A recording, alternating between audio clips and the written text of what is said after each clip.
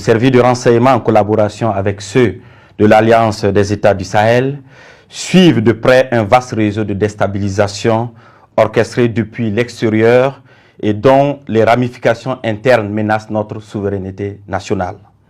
Un nouveau coup d'État est actuellement en train de se préparer contre le Burkina Faso et il se pourrait que ce sont même certaines personnalités internes du Burkina Faso qui sont derrière cela, accompagnées de certaines autres personnes qui sont dans les pays voisins et aussi de l'Occident. On fait suivre un extrait des vidéos dans lequel on voit bien sûr le ministre de la Sécurité burkinabé Mahamadou Sana qui est en train de parler du nouveau complot qui est en train de se tisser contre le Burkina Faso. Mais ce que nous savons, c'est que cela ne marchera pas. Lorsque tu marches dans la vérité, il faut savoir que l'ennemi ne pourra jamais t'atteindre. Donc ce que je vous exhorte à faire les amis, c'est de continuer à prier pour le capitaine Ibrahim Traoré, à prier pour l'AES, à prier pour notre cher beau continent, parce que l'Afrique doit sortir de l'esclavage. Donc les amis, je vais vous laisser suivre cette vidéo. Nous souhaitons vous exposer les faits qui illustrent l'ampleur de ces manœuvres ainsi que les actions résolues prises pour y faire face. Il est porté à la connaissance du public burkinabé et de la communauté internationale que des individus résidant en République de la Côte d'Ivoire se sont activés dans une entreprise de subversion contre notre pays. Ces acteurs du chaos, appuyés par certains services de renseignement de puissance occidentale, sont constitués aussi bien de civils de divers profils que des militaires et anciens militaires ayant quitté le territoire national pour participer à des opérations de propagande et de déstabilisation. Grâce au suivi permanent de leurs activités, nous avons pu déjouer plusieurs tentatives de déstabilisation, aussi pernicieuses qu'incessantes. Face à ces échecs répétés, ces individus sans foi ni loi ont opté pour un énième plan. Ce énième plan consistait d'une part à signer un contrat avec des groupes terroristes baptisés les centraux et d'autre part à leur donner des formations spécifiques dans la zone du centre-est pour la prise d'objectifs qui ont été consignés dans leur contrat.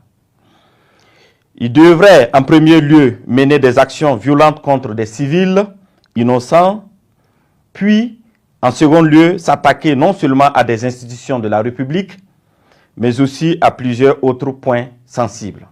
La première attaque précurseur de cette opération était celle de Barsalgo le samedi 24 août 2024, qui consistait à massacrer le maximum de populations civiles pour créer le désarroi et le chaos au sein de ces populations et ébranler de ce fait la nation entière, facilitant ainsi l'exécution de l'action principale. Le plan prévoyait l'infiltration de plusieurs groupes terroristes. Le premier groupe, chargé de mener l'action principale à partir du 29 août 2024, était composé de 150 terroristes venus du centre-est. Ils devraient se diriger vers la zone de Sapui, puis remonter sur Ouagadougou en vue de prendre le palais présidentiel à Koulouba. Le deuxième groupe devrait attaquer la base de drones militaires pour empêcher toute riposte de nos forces. Le troisième groupe, venu du territoire ivoirien, avait pour objectif de mener des attaques dans la zone de Mangodara pour disperser nos forces combattantes. D'autres groupes devraient cibler l'aéroport pour bloquer tout renfort extérieur, notamment la pose de tout aéronef ami.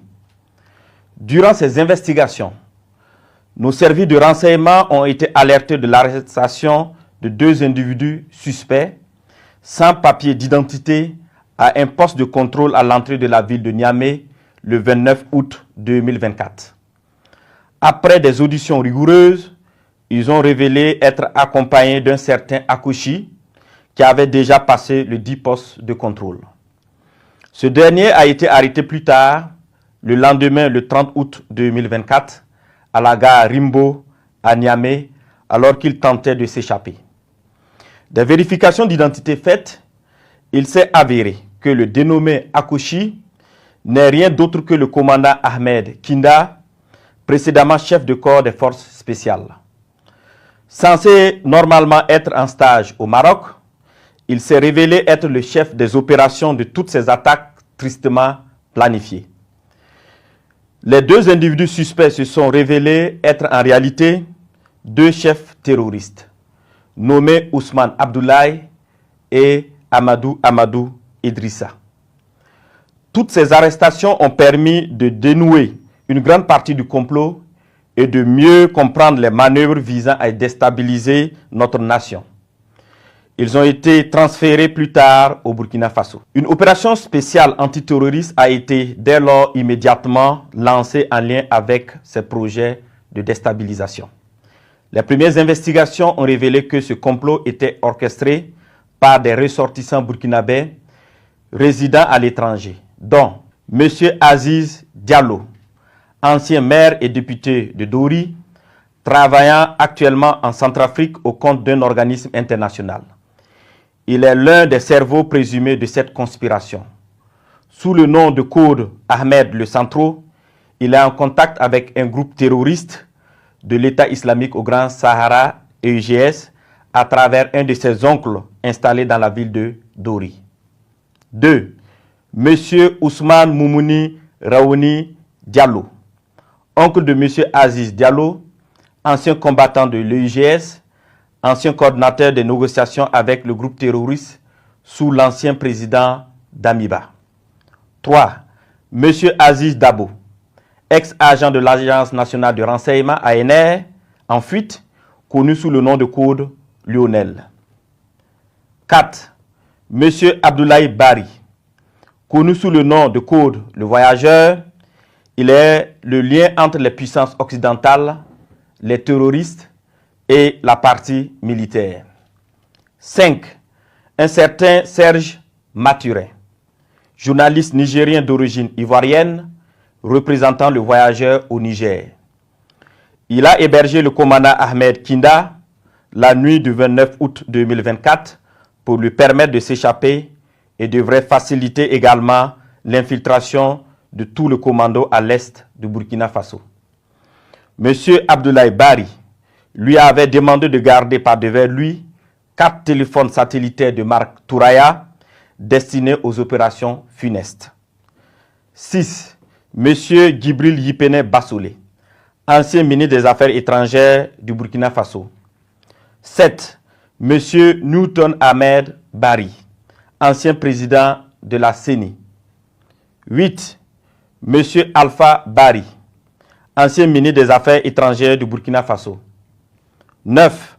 Le commandant François Zungrana, alias César. 10. Le commandant Herman Zongo, qui renseignait sur les positions des vecteurs aériens et des mouvements de l'armée. 11.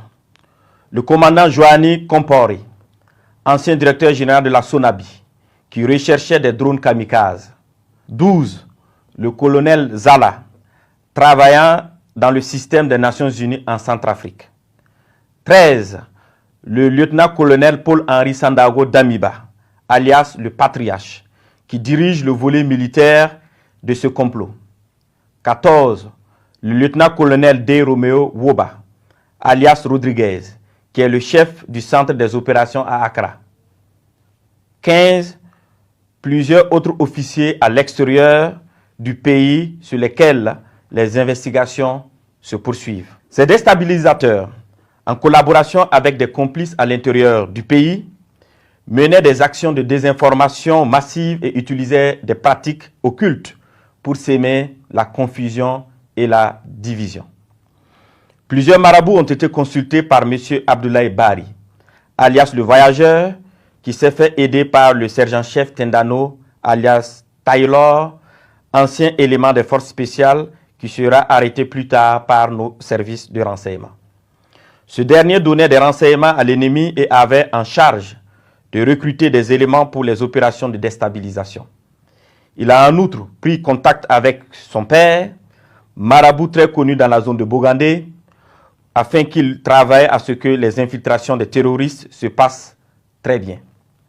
Suite à l'arrestation du commandant Ahmed Kinda, alias Akoshi, et des 2 chefs terroristes, Il avait été convenu dans un premier temps de ne pas divulguer l'information pour permettre ainsi nos services de découvrir toute l'étendue du réseau.